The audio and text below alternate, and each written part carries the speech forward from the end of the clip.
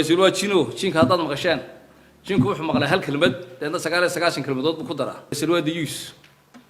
Dayuuskuna Ilaahay iyo ummadiisa midnaba kama xishoodo. Faysal yaani wax shakhsi oo na dhex yaala.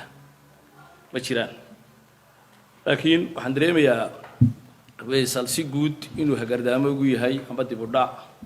nidaamka doorashooyinka iyo dimuqraadiyadda Soomaaliland. Maanta waxa uu joogaa sanadkii 2020aad uu yahay gudoomiye xisbi oo markii afraad uu leeyahay waxaan u sharaxanahay madaxweyne taasi waxay meesha ka saaraysaa maanta inankii 20 jirka ahaa 20 sanad muuse daawanay waa 40 jir marka nidaamkii sundii dawladnimo iyo dimuqraadiyadeed iyo isbedel meeshii uu ka saaraya marka runtii waxaan arkayaa Faysal inuu yahay weel maran weelka maranna uu sanqar badan yahay waxa kasta waxaan aragnaa Faysal waxyaabo qolka fuula oo aan jirin oo meelaha ka oranayo waxa aan kulley anigu aan ogahay Faysal inuu qaranka hagardaamo ku yahay inuu nidaamka dawladnimo hagardaamo ku yahay qaranka oo ku hagardaamo waxaad ogtiin inuu sheegay dalkan inaanu qorshe lahayn maanta waxaan idila wadaagayaa qorshayaasha qaranka sababtoo ah marka laga hadlayo nidaamka maamul wuxuu ka bilaabmaa qorshe oo processka loo sameeyo qorsheynta dalaan qorshe lahayna horumar ma sameyn karo qof aan qorshe lahayna horumar ma sameyn karo marka waxa weeyaan Faysal wuxuu inkiray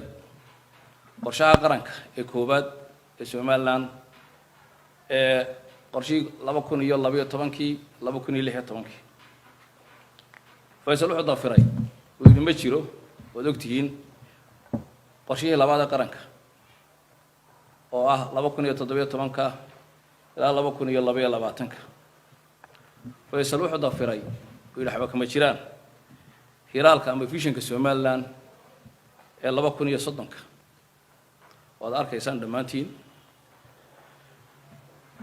wuxuu dafiray uu sheegay inaan qarankan lahayn wax qorshe sanadeeda oo wasaaraddu leeyihiin aanu jirin wasaaraddan lahayn qorshe ma jirto waxa weeye qorshe wasaaradda waxaana waajibinaya wadaagayaasha qorshayaasha qaranka ee halkan aad ku arkaysaan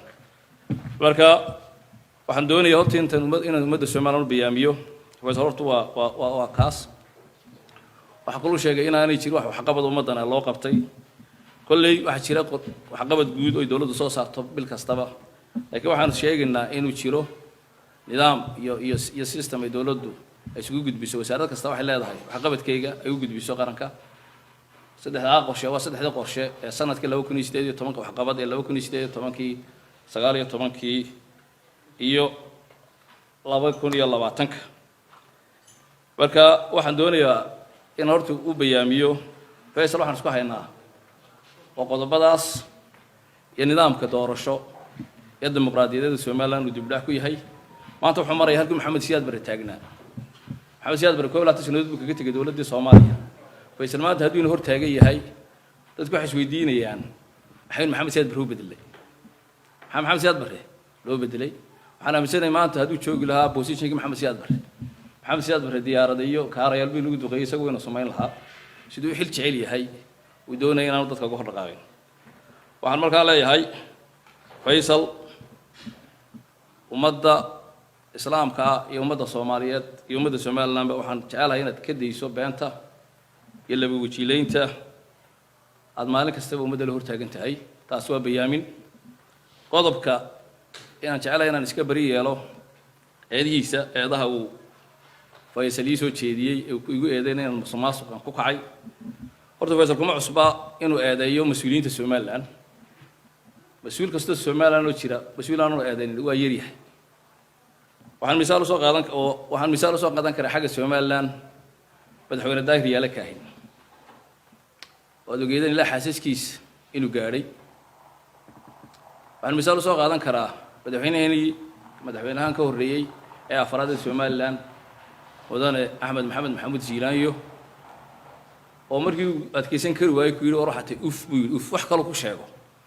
uu garan waayay waa lagu nacay uf baa tahay waana xaqiiq maanta waa boqolkiiba 4 buu qaataa ayuu helaa waxaa ka mid ah madaxweynaheena imika mudane Muuse Bixi Cabdi ilaa qoyskiisii iyo familigiisii uu gaaray waxaase ayaan daraa oo maangaabnimo ah wuxuu yidhi madaxweynuhu caagad bay ku dhuftay hooyadiina waa caayay markuu TV-ga Abu Dhabi ka caayay qoyskiisa iyo carruurtiisa iyo cayladiisa talo kuwaas miyaanay ahayn dadkiisii waxaan aaminsanahay inuu madaxweynuhu u turay laakiin uu istaahilay inta in ka badanba marka hortu wax ku cusub maaha Faysal waa diyuuskuna ilaahay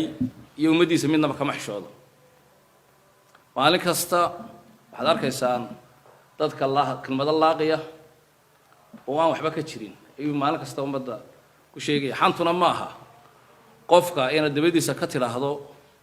hadal oo dhibsanayo laakiin xantu waxa weeye qofka inaad kan been sheegto iyo inaad ku tiraahdo hortiisa maalin kasta waxaan jirin labada xafladood ugu dambeeyay mid wuxuu ku dhaleecaynay oo ku aflagaadeynay maayirka hore magaalada Cabdiraxmaan Sotalko tii ku xigtayna aniga ayuu aflagaadeynay marka maalin kasta Faysal wuxuu bariinsaday inuu hilbaha dadka cuno waxaan ilaahayna ka rajaynaynaa in waqtigiisu iska soo gaaban doono hadal